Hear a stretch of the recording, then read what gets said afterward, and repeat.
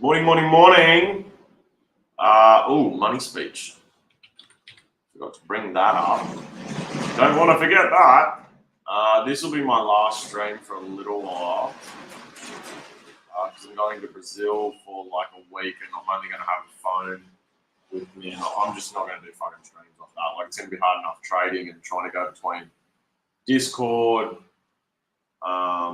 TradingView, and Interactive Brokers. Not going to be easy. So chucking streams in as well, no chance for the next 10 days, roughly 10, 11 days.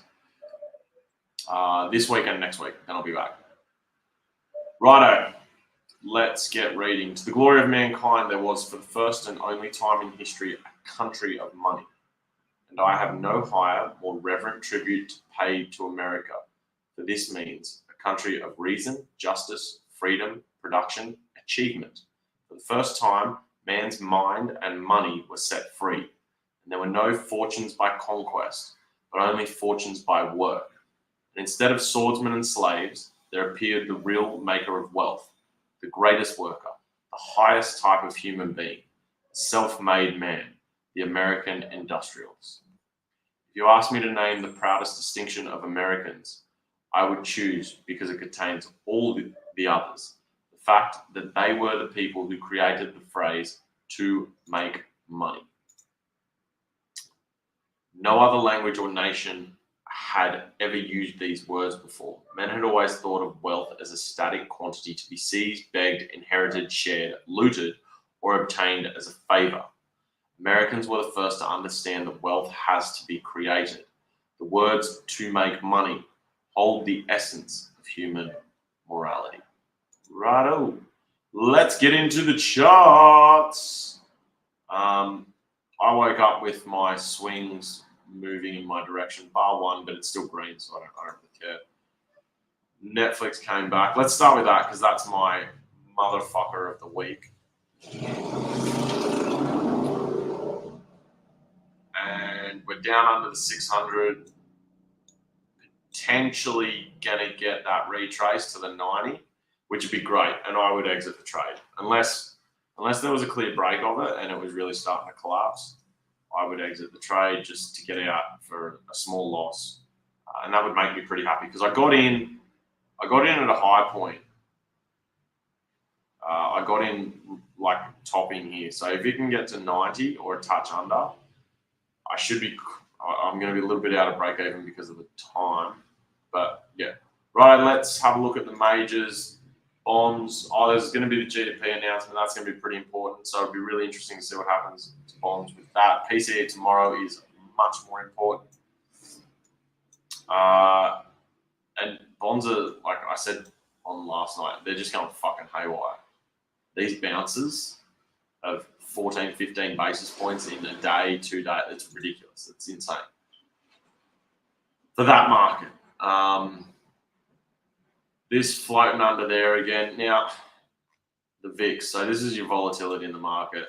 It seems to, like, it plays around with this 20 a bit, but it's cutting it up. It is sort of using it as resistance and support, but not for a little while. So today, I'm probably not going to be surprised if it stays under that 20. And then tomorrow, I would expect it to break up, probably around to that 15, 16. I'll have to wait and see. I could be very, very wrong on that. IWM pulling back beautifully, which is good for me and my long-term puts there.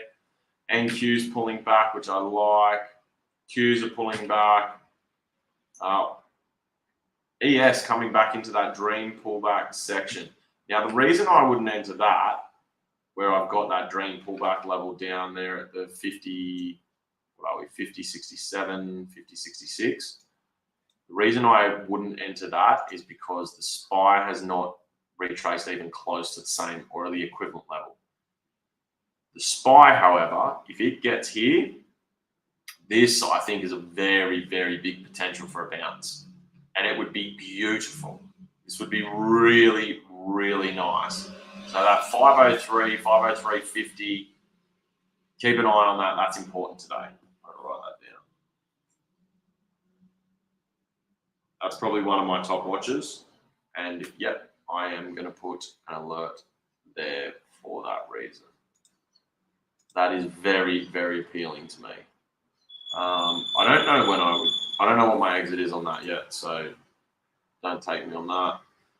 Tesla, chopping about, not really sure what it wants to do. To me, that could very well be a head and shoulders.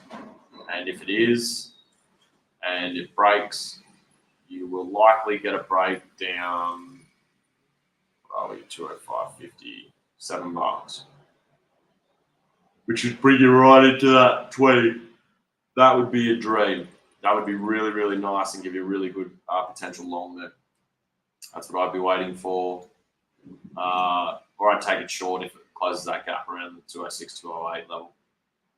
This is nice, still edging back, still under that 20, which I really like. I just want to get a nice push. So waiting. Coin 208 is really interesting. I don't know what that line is. I've got drawn in.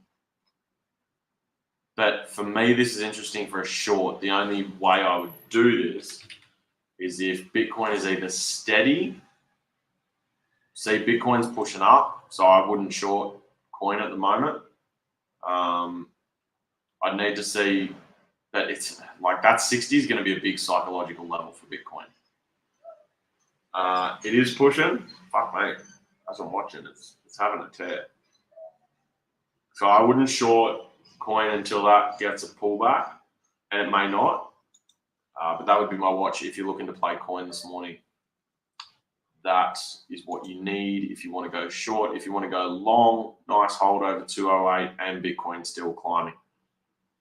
JP Morgan, I got out of these yesterday, which I'm happy with because I would be down now. I think I got out for like really small profit. Netflix, we've already talked about. Easy levels on Netflix. You just want the pullback to 590.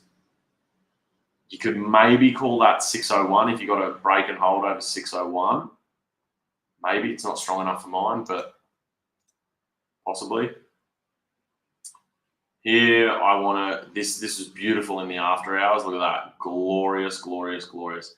Now, because it's done that, and it's already pulled back, test, broken that line, I'm also interested in this secondary level, which isn't as good, but that 307 level is definitely of interest. That's yesterday's lows. You've already got a touch in the after hours on that sort of 302 point. So that's an interesting point for me today. Would I go in? I don't know. I'd have to say something pretty clear on the turn up. Nvidia's going down a little bit. It's not my top watch, so PanWest is not my top watch.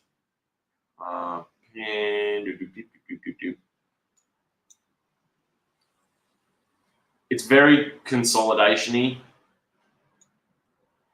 which, I don't know, you could maybe call a good thing. It's just not really doing a lot.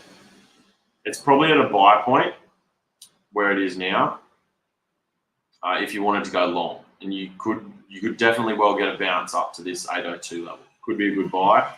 If it breaks under and holds under the 770, run, like get out. Because it's going to go, or have puts, because it'll probably go down there with very little effort. 742. That would be a dream bounce, as I have written on my screen. Apple fucking around, but holding some key levels. There's some key moving averages that it's not moving over. That's the 20, but the 50 and the 100 are in there as well. I took some long-term shorts on Apple, and I think they'll pay off really nice because it's just getting closer and closer and closer to breaking this 180 level. And when it does, fucking lead balloon time. That thing is going to go down, which would be really nice. Potential longs on Meta at this level. I wouldn't short there. I would long off 78, but that would be my level. Not a top watch for me. It's chopping around a little bit too much in the range. Microsoft, like, just get fucked. Microsoft shit, don't touch it. Google, if it comes back up, would be really nice. A breakdown under that 38 level gives you probably 35 downside. But I don't really like my levels because of these Pierces there. So I'm not going to play Google. I just don't think I've got good levels on it. Amazon I wouldn't touch. It's way too choppy. Top watch for me for the day. ARM. Hold on, let's add this to the list.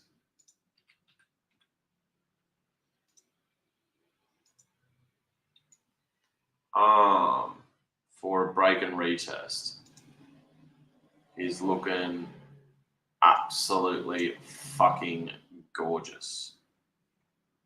So you've got a really nice level in here. It's 133, 135-ish. Probably maybe 136, but it's that sort of. Am I too low on that? Might be too low in my range. I think that's better. If that to there. Yeah, that's a bit better. 135. A 135 bounce. Potentially really, really nice for ARM. There's some good upside. And I would think about the 140. So you got a nice $5 move there on ARM. This would be the first, after it's broken this level, clear break, retest. That's my favorite setup for today. But again, you would want to couple that with some general strength in the semis.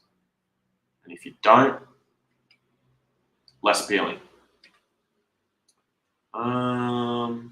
Yeah, that's where I am at the moment. I don't have too much else, so I'm just going to leave it there and move over to what I'm watching. But yeah, write down your plans, follow your rules. If you don't get set up, fucking wait.